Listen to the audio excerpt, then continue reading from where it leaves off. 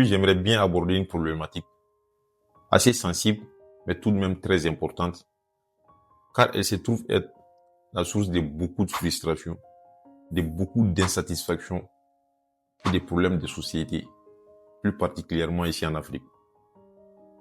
C'est la pression de la famille, la pression des parents, la pression de l'entourage proche qui tue les rêves de beaucoup de jeunes.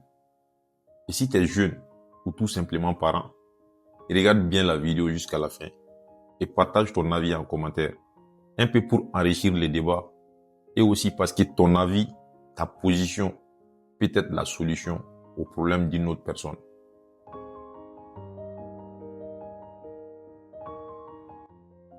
Dans beaucoup de familles, surtout dans les familles africaines plus particulièrement, il y a beaucoup de jeunes qui enterrent leurs rêves, souvent par peur de décevoir ou par peur de la frustration immédiate liée à ces choix, et vivent souvent les rêves du père, le rêve de la mère ou les rêves que la famille n'a jamais pu réaliser. Alors t'entends des phrases comme « je veux que tu deviennes avocat, médecin ou ingénieur », car comme ils disent, ça paye très bien. Et aujourd'hui, nous constatons malheureusement dans les différentes facultés, dans les différents départements universitaires, des milliers, voire des millions de jeunes qui se retrouvent dans des filières qu'ils n'aiment pas, dans des carrières qu'ils n'ont jamais réellement choisies, dans des vies qu'ils subissent. Souvent financièrement très riches, très accomplis, très réussis, mais totalement vides de l'intérieur, totalement désorientés. Alors soyons très clairs, je ne dis pas que la famille est l'ennemi. Dans la majorité des cas, les parents ne veulent pas détruire les rêves de leur progéniture. Ils sont sûrs de bien faire.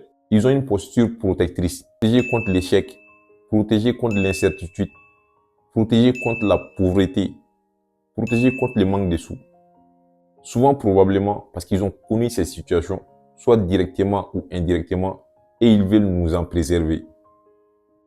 Alors ils choisissent la sécurité.